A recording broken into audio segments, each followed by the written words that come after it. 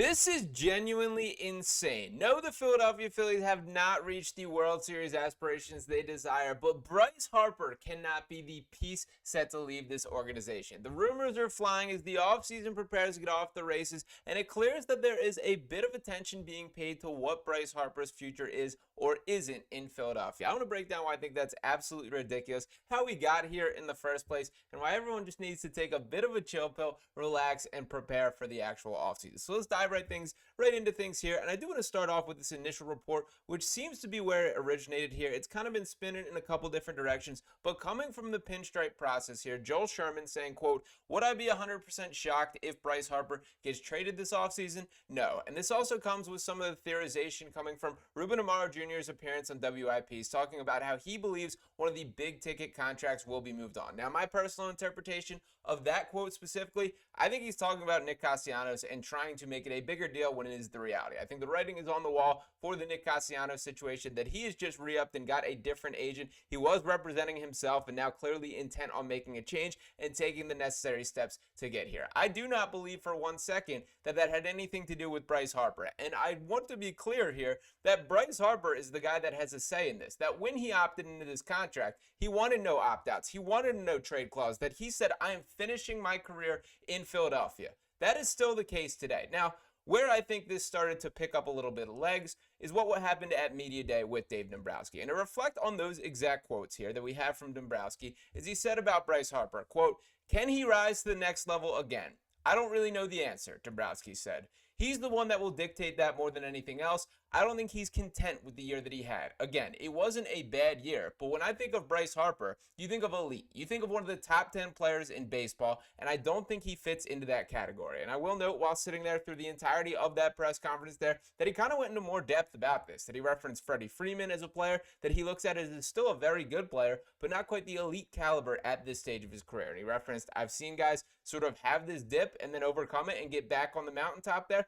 I've also seen guys kind of fade off, and it's sort of up to Bryce." Now, I don't think those were the best words at the time, and I think what Dombrowski was probably trying to do is reading this as, let me fire Bryce Harper up a little bit, that we do need Bryce Harper to be an elite talent. And to reference what he brought to the table this year, Bryce Harper still had 27 home runs, 75 RBIs, a .357 on-base percentage, walked 70 times, and picked up 131 hits across his 501 at-bats there, a .487 slugging percentage. He still was second on the Phillies in home runs there. Bryce Harper was fine. It was not a stellar, was not an elite season, was not Bryce Harper's best season, and he would be the first one to tell you that. And I think sort of the better response from what I saw from the Phillies' front-facing personnel came from Rob Thomson, which is sort of expected to be the case. And this quote at the bottom of Rob Thomson about Bryce saying, quote, "I think he's highly motivated to have the best season of his career next year." That felt a little bit more on the pathway to where I think the mindset is. Now, Dave Dombrowski has done his best to sort of walk this back a little bit. And the quote that he did recently give while joining the Foul Territory podcast is Dombrowski said, quote, "Now I've been reading that, the Phillies are going to trade Bryce Harper.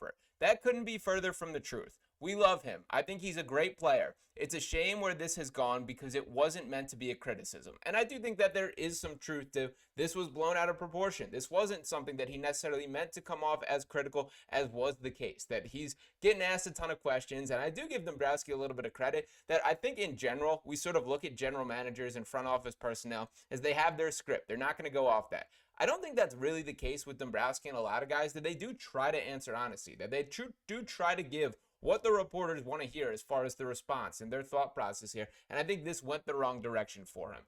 I'll also note, I just think this is a lot of other teams sort of stirring the pot there. That it feels like to me that this is a Yankees originated quote. Why I say that is we obviously know the pockets that they deal with, and that coming from the Pinstripe podcast certainly being correlated to this. And also these quotes here that I did want to acknowledge, talking about Bryce Harper from back in the day, saying how he grew up a Yankee fan his whole life. Everybody knew that. And also in a similar podcast talking about during his free agency in 2019, Harper made it known that he wanted to play for the Yankees, though the Yankees never entered serious discussions due to the crowded outfield and adding Giancarlo Stanton the prior offseason. This feels like to me like these are people window shopping at Bryce Harper saying, I want a piece of that. Is there a weakness in this relationship that I can kind of inject myself? But I do not think that is the case behind the curtains. I think things are still steady, more so than is being made to see. Now, we also got this report about the response to those quotes that I'm speaking about from Dave Dombrowski. This coming from John Heyman here, who says, quote, Harper was said by people connected to the Phillies to be, quote, pissed off over Dombrowski's comments, which were shockingly candid by today's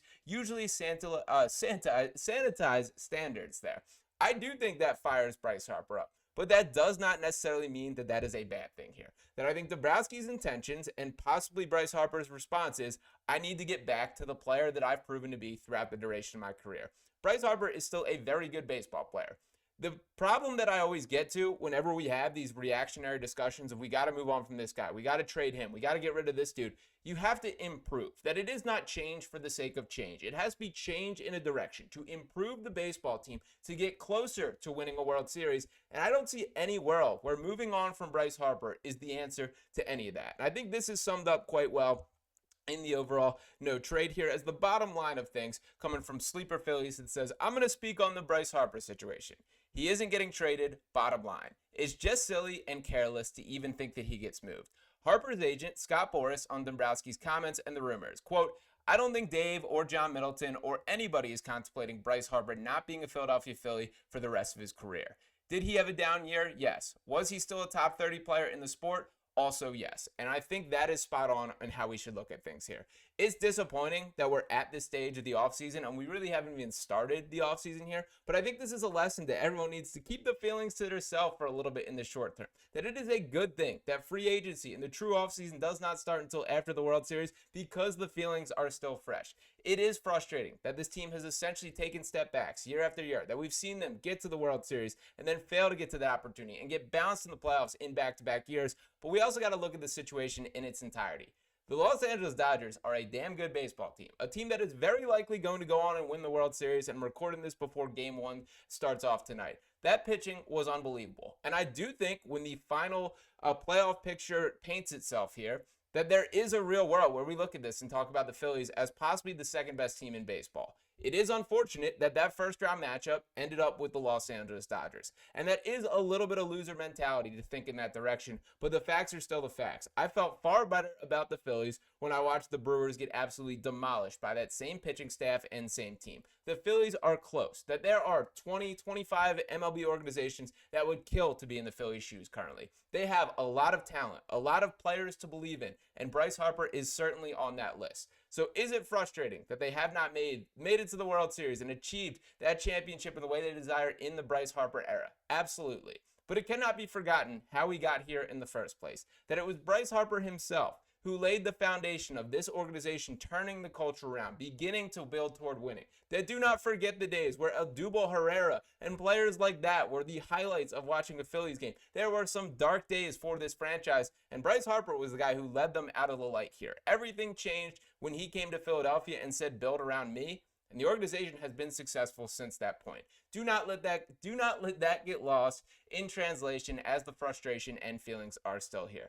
Take a couple deep breaths, watch the World Series, see how the Dodgers do, and buckle up for Bryce Harper to be leading this team out of the tunnel when opening day starts next season. I get the frustration, I understand how we got here, but I see zero world in which any of this results in Bryce Harper not starting next season with a Phillies uniform on. And to take it a step further, I still don't see any world in which this ends without Bryce Harper not finishing his career in Philadelphia in the first place. But we'd love to hear from you guys in the comments here. Are you frustrated? Did the Dave Dombrowski comments rub you the wrong way? Do you think there's any legitimacy to this? I straight up put the percentage at 0 here, but we'd love to hear if you disagree with me down below. There's a lot of big questions to get into the offseason. We got to talk Kyle Schwarber. We got to talk Nick Castellanos. But Bryce Harper just simply is not one of those topics there. So let me know what you guys think below. Appreciate you guys for tuning in as always. Make sure you're smashing that subscribe button if you have not just yet. We got a lot to get into this offseason. There are some big changes on the horizon, but I do not think Bryce Harper is going to be one of them. Let me know if you disagree in the comments. Appreciate you guys for tuning in one more time, and talk to you next time right here on Phillies Digest. Peace.